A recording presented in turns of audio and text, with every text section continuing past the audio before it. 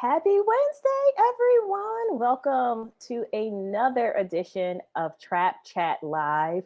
I am excited again this week because I'm joined by one of my dear colleagues, one of my coworkers, as I call her, because we have collaborated on a number of things. Coming to us from the great state of Arizona is Rebecca Warren. She is my Midwest friend, born and raised.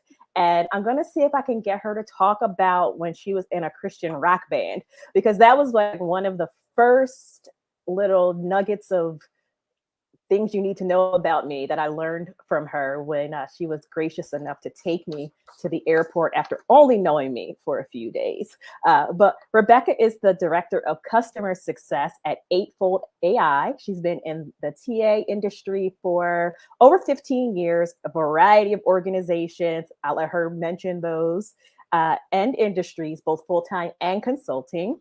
She's been with Eightfold AI for just over a year. And like I said, is the director of customer success, but also the president of the Arizona Recruiters Networking Community, which is a part of the Recruiters Network. And Rebecca is passionate about helping people succeed. Rebecca, please share Hello. anything I missed. Okay, so why in the world did I decide that that was an important thing to share with you when we're driving to the airport after we've known each other for 6 minutes that I did this? I don't know why Well, that at came that up. because at that point, like like I feel like you were the one that was like watching our stuff in the room because I wanted to go to the pool for those last like whatever minutes, you know. Yes. And at that point, you had already seen like everything, so I don't think that I think it was like a trade off. You're like, well, Here's something about we're past. me. It's like we're past the professional pleasantries because she kind of got changed in front of me. Oh, that's right. That's right. I forgot we were resorting. We We were we were retreating. retreating, Yes. working, and yeah. Yes. Well, thanks so much for having me here. It's been great to be able to interact with you over the course of the last few years, getting your wisdom and thoughts and all of that. So excited to be here to share a little bit more. Yeah, been in TA for a long time. Spent the bulk of my TA career in Minnesota. So grew up outside of Chicago.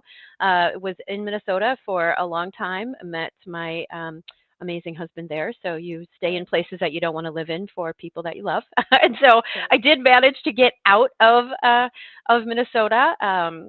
Weather-wise, just not a great fit. Mm. And so we've been in Arizona for the last six some years with a little trip to Tennessee and back out. Tennessee was not our place, but here we are back in Arizona. When I moved back, somebody had suggested to me that I should look at a opportunity at Eightfold in Mm. customer success, which I'm like, I don't even know what that is. I don't know what that Yeah. does. But I do now work for a software company, Eightfold AI, that focuses on TA and HR software for the industry. So I'm able to still use all of the TA things that I've learned and then bring them Mm. to clients to help them better get the right to better engage with candidates on the front end, and then also to keep employees engaged once they're in the organization. So I've been here. Actually, it's weird. It's crazy to think it'll be coming up on 3 years in December. 3 years. 3 years. Oh wow. Yeah. So Whew. All yeah, right. and I So was in a Christian rock band. Yes, I was. It was. I did do that. It was great because we actually, when we went into Canada, which was a side thing that we weren't expecting to do, that's mm, what they did put in on my form to get into the country was a rock band member. I'm like, yes, yeah. yeah, that's my biggest claim to fame when it comes to music. So yeah, Okay. All rock right. band member considered in Canada. Absolutely. So the first question, because this is DEI Dead series, I gotta ask the question: is DEI dead? Is DEI dead? Right. Well, um, great question. I have been in and around the DEI space. It's something that's really important to me. And thinking about that, we talked about it, I think, maybe a month or two ago. We were having just kind of Yeah. general conversations about that on one of the webinars we were doing together. And so I was actually thinking, so I'm going to answer your question with a question. I don't know if that's allowed, but I'm going to That's try allowed. and we'll That's see if you allowed. slap me down. It's okay. But I was thinking this through, like, when it comes to DEI and culture, and that's something that we're really working hard at Mm, right now inside of Eightfold as a startup moving to a scale up. Most of our folks are remote and we're across the world. How do you figure out what that culture looks like? Um, mm, so, my question is, does a strong culture drive DEI, or do mm. you need a strong DEI strategy to create a strong culture?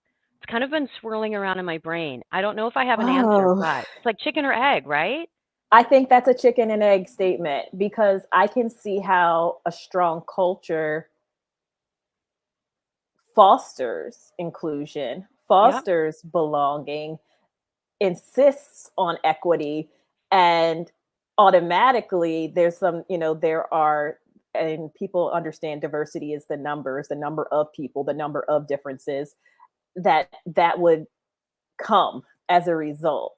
But at the end of the day, you got to have DEI for that culture to Right. to be Right. those things. So yeah, that's a Isn't that that's a great interesting? question. I'm not prepared to answer your I know I follow put up you on the spot. question just Sorry. yet. I've been That's the second time I've done that in a week. I don't know if anyone saw.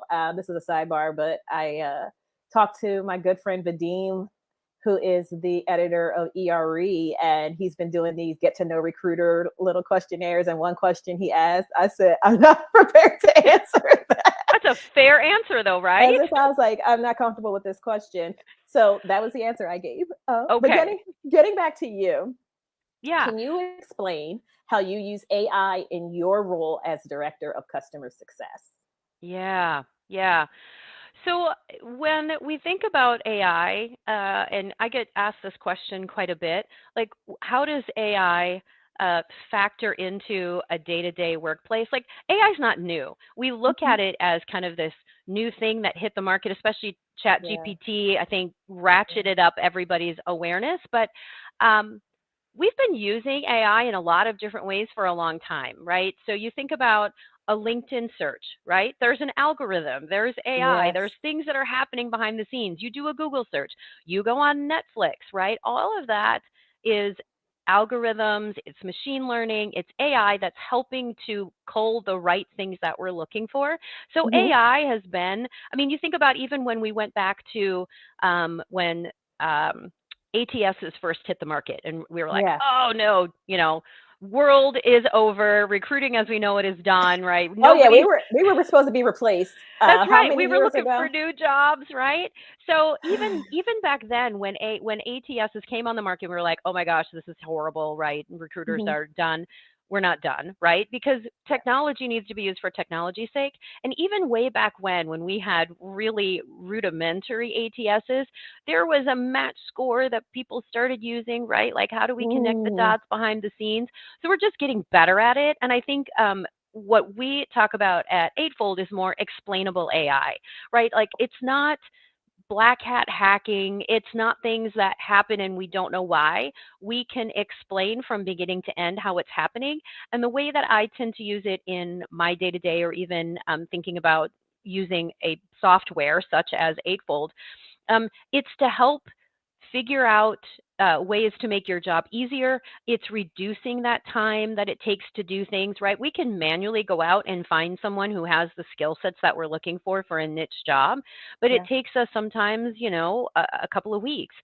AI, if you use it in the healthy way, right, can reduce that time to a matter of minutes, or maybe an Yeah. hour. So using AI, I think, is meant to make our lives easier. I'll give you an example. So we have some culture projects that we're working on inside of our organization, and Okay. one of the ones that I had assigned myself to with a team is creating a charter for our customer success team. What are the rules, the Mm. responsibilities, the roles, all of that. I was stuck on trying to figure out what my mission statement was. Hello, Chat GPT. Go ahead. And What? I put in my Listen. quick little prompts. It came up with Yes. something amazing. Now I had to tweak it a little bit because if I would have just put it in there, it can get a little gobbledygooky, right? Yeah. But I was able to use that as a thought starter to help me put together something that was strong for this project. That's where I think AI can help us.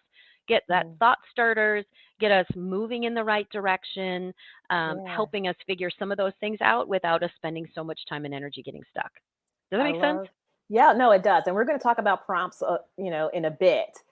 Okay. But I know I asked you about how you use AI in your role, but what are some other ways, or what are some of the best ways that an organization overall can embed AI in their workplace? Yeah, I mean, I think there's a lot of tools out there that are super easy to use, right? Even if you Hmm. think about technology, maybe not specifically AI, but machine learning, things that can help you figure out connections, right? Like Yeah. through Eightfold, we help folks match the right candidates to the right jobs, even if they haven't specifically applied for them, right? Hmm. It's a manual process. If you say like, "Hey, Kirsten, I know that you've got XYZ skill. I'm gonna, suggest that you look at this job," and you're like, that doesn't really look right," but you can use it to make connections that we would normally maybe not make, right? Like jobs that we don't Hmm. apply for. Or if you think about resumes, we don't put everything on a resume. There's just no time. There's not enough space, right? You get really small and you're at a 4-page resume. So you put in the things that you think that employers are looking for. Or maybe some folks customize a resume for a particular organization or a particular role. Um, AI can connect those dots for you to say, hey, we're assuming that you have this on your resume, that you've done this because you have XYZ on your resume. So we're going to suggest that you look at this job that matches your skill sets, even if it doesn't necessarily match a title or it Yeah. doesn't match something particular that you've said that is important. Right. And Yeah. I've been saying this for the last couple of months. I think it's my new phrase, and I'm not sure where I first saw it, but the idea is your resume is a list of things that you never want to do again. So using, right? So using AI to help connect dots to something new. For instance, case in Yeah. point, my role, right? My skill sets transferred over, even though customer success was never anything I would have applied for, looked at, thought about, and clearly is not on my resume. So, Yeah. So, yeah, we've got Maurice saying, "That's funny." You're right. somewhere that's going on on some merchandise, on a T-shirt, on a right. notebook. right. And It's the I saw it on a meme somewhere. So, I'm just oh, okay. regurgitating somebody else's salient thought. I wish I had seen that because I definitely would have reshared it. Um, so everybody's all buzz. Obviously, you work for a software company, a technology company that deals in the HR and talent acquisition space.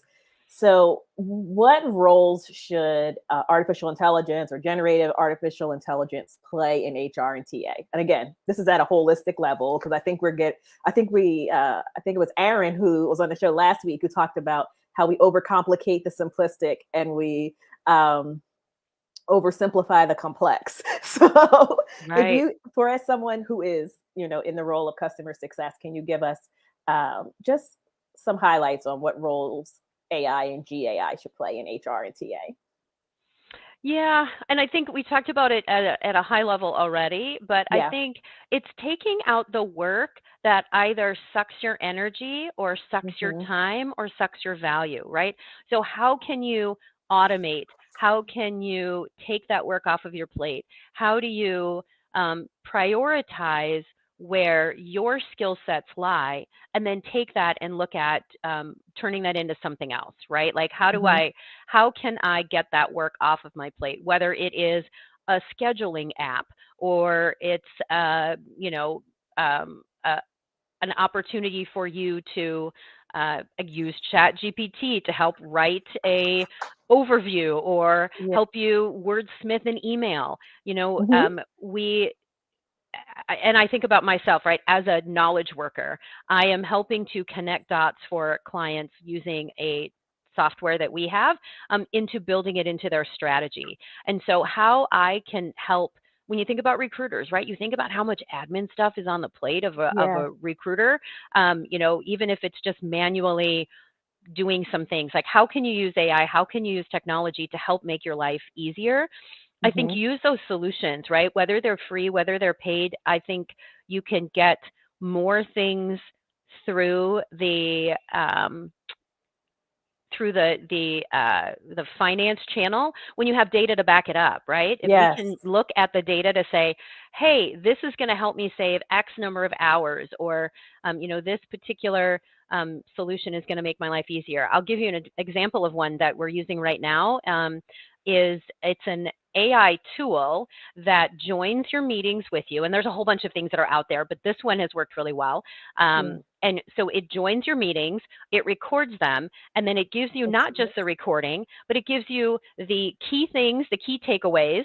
It gives you the particular items that need to be addressed, and it writes an email back to the client for you to be able to send off to them. Now, I haven't used it exactly that way, right? I've had to wordsmith it a little bit, Yeah. but it makes life so much easier. And I also don't have to attend every meeting now because my AI tool joins the meeting for me, gives me a summary, gives me a recap. So maybe it's somebody on my team, but then they're like, hey, I need help with blah, blah, blah. I can go back, look at the recording, look at the summary. So taking away just some of that, the drudgery, the things that we don't like to do, people leave jobs for crappy work that is part of the right on their plate. Get rid of the crappy work and do the stuff that is value added, that energizes you, that makes you excited. So you've already answered my next question, which is how AI can improve the candidate experience and the recruiter experience. But if you can just give one, like your top one for each. So okay. So to improve the candidate experience and recruiter experience. So I did mention earlier about being able to use AI to match you to jobs that you wouldn't normally look at. And you can certainly do that manually, right? You can put in your skill sets, and then you can look at these alternative titles, but then you've still got to figure out how you sell that, right? So using an AI tool to help match you to jobs that are interesting to you, especially I think about when I get to a certain point in my career, I'm like, is it the next level? Is that the answer? Or is it a sidestep? Is it something else that's going to keep me engaged and interested and interesting? And that's what customer success did for me, right? Like I learned something completely new. I now can code in JSON. Who'd have thunk that that was going to be something on my, I'm not great at it, but I can do enough. I know enough to be dangerous. The things that I've learned about what does customer success do, and technology, I think I've almost reinvented myself because of a matching that way, right? And from a recruiter perspective, using any kind of tool that can help you surface the right candidates faster, using data, thinking about going back to a hiring manager. I don't know, I've said this like a gazillion times, like, trust me, you want to talk to this person. And the hiring manager is like, I don't have time for this. You're wasting my, my precious time. But using data, using AI to say, hey, this is why this person would be a good fit. Here's where the skill sets match. I'm going to go ahead and send this to you. Plus, I'm going to send all of the insights that come along with that in where this is a relevant skill. The skill sets maybe that you're looking for are going down in relevance in the industry or in the marketplace. Here are the ones that you should be paying attention to. And while this candidate maybe doesn't have XYZ that you've put in, as you're required, here's what they do have, and here's the data to back that up. So I think that makes a recruiter's job a lot easier instead of having to play the believe me game, right? You can use your data and your insights and technology to be able to showcase why that would be a good person. And folks love insights. All the hiring managers, all the companies I've worked, they love insights. They love data because there's nothing, me telling you, listen, there's only 3 people that can do this job if you want them to have all of these things. And they all live in, as Claire Huxtable will say, a remote area in Bulgaria. Like, what do you want? Like, you want them to work on site. What do you want me to do here? Right. And notoriously, I think HR has been a little bit behind the 8 ball when it comes to technology and using AI. So I think folks are a little bit more scared of it. So the more that, again, going back to what I was talking about, explainable, we're just connecting the dots faster using technology, but we're never going to lose that human touch, right? Like I should never, ever think it's a good idea to take a chat GPT something and shoot it on off to someone else, right? We've heard about troubles that happen when you still have to have that human element to customize and make sure that it's correct. So AI is never going to take over the world. It's just you have to use it in the right way to make your life easier. Once again, you've answered my next question. I'm all on it. Look at me. Just yes, rocking. you are. But I do think that we could go a little bit deeper because there is this notion now, especially in the HR field, especially in TA, that once again, the computers are going to steal our jobs, the technology is going to steal our jobs. What can leaders in organizations do to reassure folks, and what can we, as practitioners and thought leaders in the space do to reassure our peers and and others that are maybe a little bit scared that AI is not going to take your job? Right. Right. This isn't Skynet. Nothing is coming in to take over, right? As I I think have this background. right, right. I think there's a robot back there somewhere. It's a brain. Yeah, it's a brain. I like it. I like it.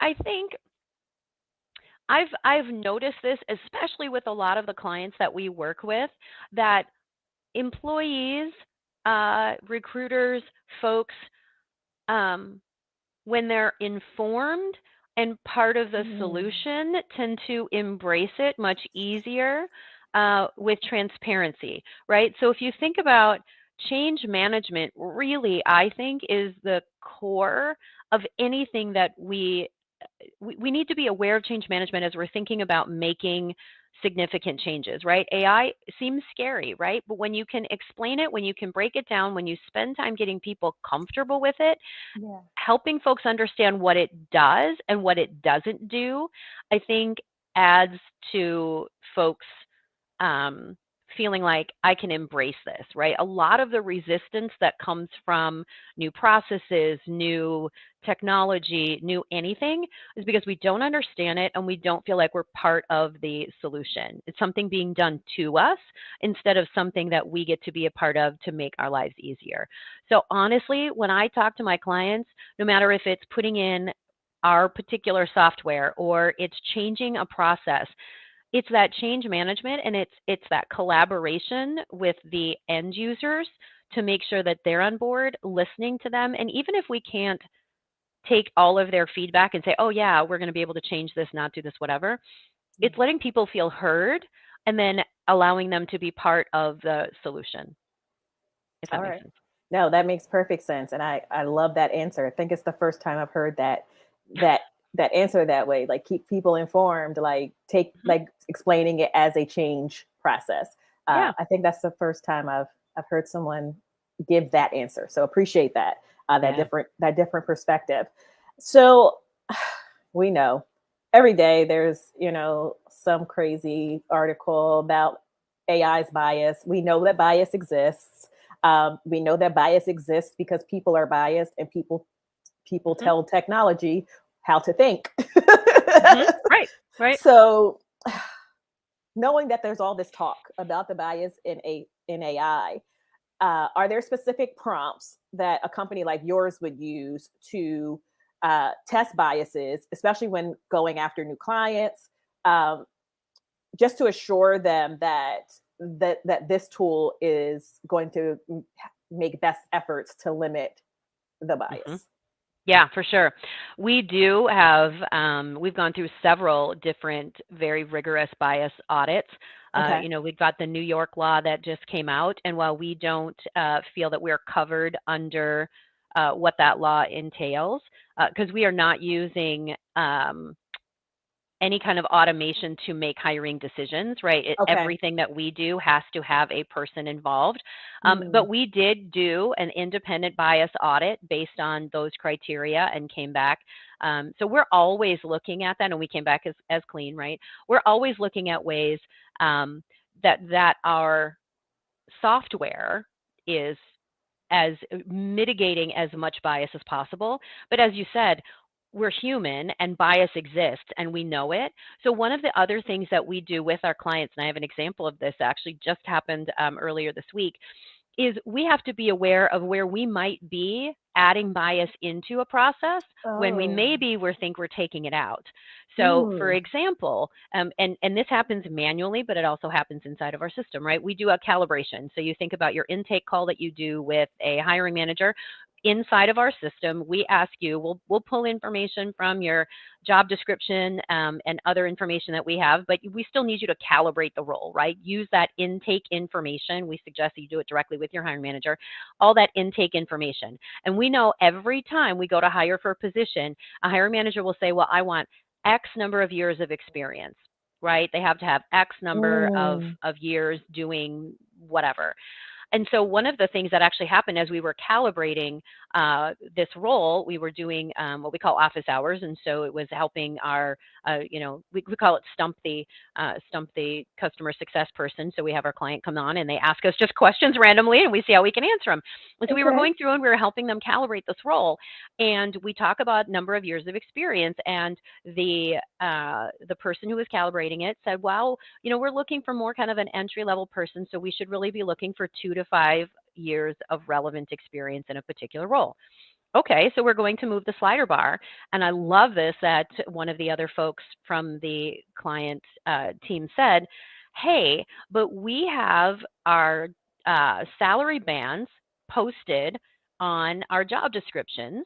And if Mm. somebody who has more years of experience, but yet is okay with that compensation, wants to apply, if we narrow this, we're making them less, their match score would be less because we've said they have too Mm. much experience. And I so loved that she said that. I was like, oh my gosh, that's amazing, because there's where a sense of bias comes in.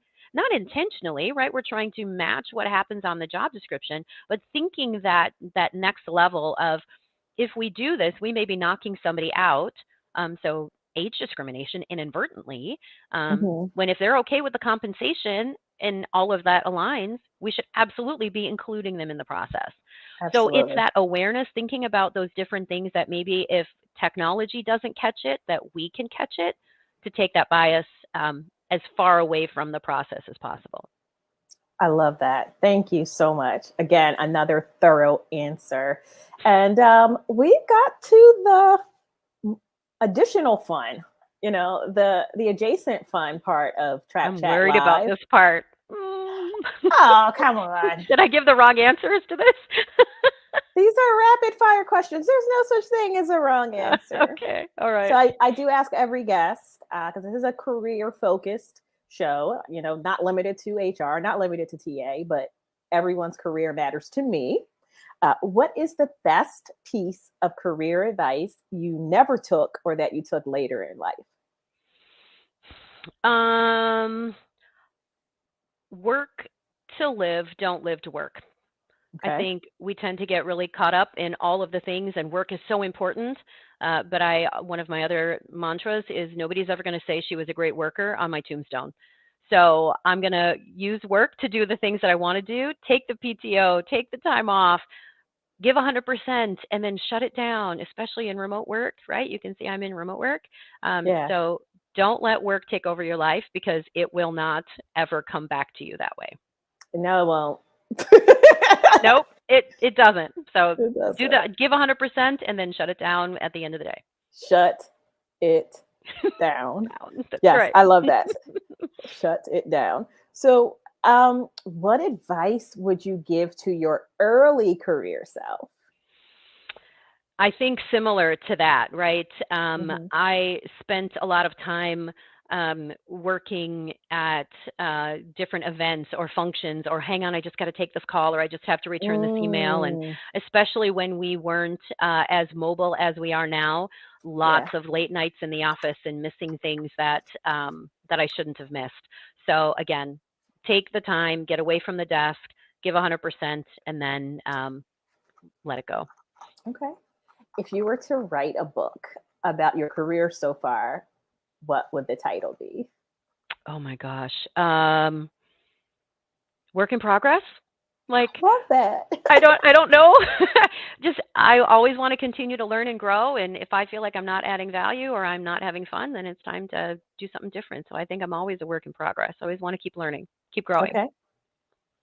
Staying in this little genre, what TV show, book, or movie character gives you a glimpse of yourself?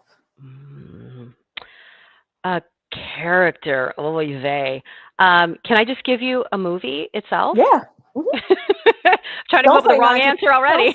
don't say 9 to 5 or like working girl or something. No, no, no, no. Here's what I'm going to tell you. I'm going to say Princess Okay. Bride. So Princess Bride is Oh. like my favorite movie ever, and I think that just kind of describes my life and who I am. Like a little bit of drama, a little bit of fun, a little bit of action, a whole lot of Polar love, right? princess. Yes. That's right. Lots of traversing to other places, but at the end, it's Ooh. true love. Okay. Okay. Okay. What's your go-to songs, or music genre when you want to hype yourself up? And is it a Christian rock song that you used to play in your band? Ah, not one I that we played in the band, but it is Kirk Franklin's Stomp. I Shut your mouth. absolutely love that song. Yes, you ain't gonna steal my joy, devil. That is absolutely. And then my backup genre, get this, is Celtic punk. I know it doesn't make sense. I don't know what Like that Dropkick is. Murphys, Flogging Molly's, some of those bands. Check out Dropkick Murphys. They're super fun. Okay, I have an assignment. I have to look that up. But Kirk Franklin Stomp is The best. I've never Makes ever me heard. wanna stomp. Oh I love my it. gosh. Right? Back to that Christian rock band days. Like The next time that I is see you, we may have to do. Okay, Vadim, you're next. You have to call her because you're gonna have to make her do. This is gonna have to be your karaoke song, Rebecca. Like, Oh my gosh, I can't I've even got to see imagine, it. right? I've got to I'll do see it my white girl performed. dance. I've got to see it performed. Nope, I got to see it Oh man. performed. My karaoke song is Goodbye Earl by the Chicks. Okay. Well, She's like, this was a mistake to ask because we just no, went it down all wasn't. kinds of crazy roads. I love it. I've never heard anyone say they turn on Stomp. Oh, it's my song. It's my I jam. need a second because listen, everyone knows I love gospel music. Like love it. But I do not like that song. Oh no, really? But you know what? In that same vein, shout out to my Aunt Toppy. Like there was this when Mary first came out, they were like Hmm. passing their tapes Hmm. around at the gospel music workshop. And my aunt brought it back and gave me that. And I love Shackles. Like that's and I know that that's the same, like that's pretty much the Mary version of Stomp, but I Yes. love Shackles, but I don't Stomp. Can't do the stomp song. It's okay. He's got other ones that are really Although, good as well. okay, I'm gonna say this. The salt and pepper rap part, I can that part's good. Okay. That's all I got. That's all That's all I right. got. That's what makes the world go round, right? We like different things. That's why there's a Yes. whole bunch of different Dear music and YouTube, please do not take this broadcast down because we mentioned this song and a little bit of it was sang. Thank you very much. I appreciate you. All I right. love it. I love it. Last question. What's next for you, and where can folks go to support you and your work? Oh, yeah. What's next for me? I'm going to do this, like I said, until I'm not having fun, until I feel like Okay. I'm not adding value, and then I'll figure something out. I have a lifelong dream of owning a bed and breakfast and working with disadvantaged youth and helping them get their feet underneath them. I also want to do a biking ministry. I got all kinds of things that I want to do. So Yeah. check out my LinkedIn profile, right? Hey, I write murder mysteries on the side. You need a murder I mystery, didn't let know me that know. either. Yes, I write and facilitate murder mysteries. All right. Are they on your link? Well, I know you in real life, so never mind. It's on my LinkedIn profile, yes. Okay. All right. Mysterious murder mysteries. My husband helped Ooh, me come up I with the title, love that. Mysterious. And one thing, I know this is not we got a minute or two. So we're going just a little bit over, and it's fine. But you talked about wanting a bed and breakfast, but like you've done some major like home renovations and you do some major cooking, for anyone that follows you. And I was so like I watched your, especially the closet. That was my favorite part. The So closet. Mine too. I love the yeah. closet. And was that the house in Tennessee or was that the house in Arizona? Both. Oh, Yes, wow. we did the house in Minnesota, we did the house in Tennessee, and then we just did the house here in Arizona. Yes, yes. So you remodeled. Organization is my What did jam. you remodel in your current home? We've put in the shutters in all the houses. Okay. I put in marble in the bathrooms because I couldn't stand the cultured marble sinks and stuff. Okay. So we put new marble in there, redid the closets, put in the organizational structures. Yeah. We've got some more things that are coming, we think, in the kitchen. But Okay. yeah, I just anything that makes my life easier. Again, that organizational piece is really important to me. So my life is easier because my closet is organized. Okay. And Then then I can buy more shoes. what's Oh, the next? did I Oh. say that out loud? As someone who doesn't wear shoes often, I know, like, I don't even know what my life has become, but I don't really wear shoes. Like, I have on some, I have some Crocs right now. I have one pair of Crocs. They are my Mhm. indoor Crocs. I need to get a pair of outdoor Crocs because these are the best thing I've ever had on my feet. Oh Like, my gosh, we need to talk. I was so We might slow. have to fight. I was slow to Crocs. Listen, I was slow to Crocs. I was against them. And then this Yeah, year, I I bought a we bought pair. them. We bought them for my son as a joke. Like, what things do they not want for Christmas? And we bought him a pair of Crocs. Sold. 10 years later, that's all he wants is Crocs. I'm like, oh my gosh, what have I done? What have I done? Shout out to Crocs. All right, so what's the last question? What's the next gourmet meal we're gonna see that you're cooking? Oh, good question. Well, I bought a smoker. My husband did not want one. I'm like, we absolutely Oh, have to have it. So we're putting some stuff on the smoker. mm, Ribs are my new favorite, but I got to think of my next gourmet meal. I don't know. I got to think about it. Like risotto is my go-to. I absolutely love risotto. okay, And so I might make a new version of risotto. We'll see. I don't know. I'm figuring maybe out a ways to replace, I'm trying to do as much with vegetables as possible. So how do I replace pasta nice, and stuff? So nice. we'll Well, see. as always, I have so enjoyed catching up with you, talking to you, and learning from you. For everyone Same. else, make sure you go to Rebecca's LinkedIn. It is scrolling here at the bottom, and it will be in the comments as well as, and also on the replay. So make sure you share, um, and then come back next week because we're continuing with Is DEI Dead? Talking about DEI from a justice perspective and everything that's happening in the court system and how that's trickling down into our regular life. So come back next week, 2 o'clock p.m. live, Facebook, Instagram. I'm sorry, Facebook, LinkedIn, Twitter, or whatever it's called, X, uh, and my YouTube channel, which I don't really use, but it's there. And again, Rebecca, thank you again. We'll see you guys next Same. week. All Bye right. bye. Bye.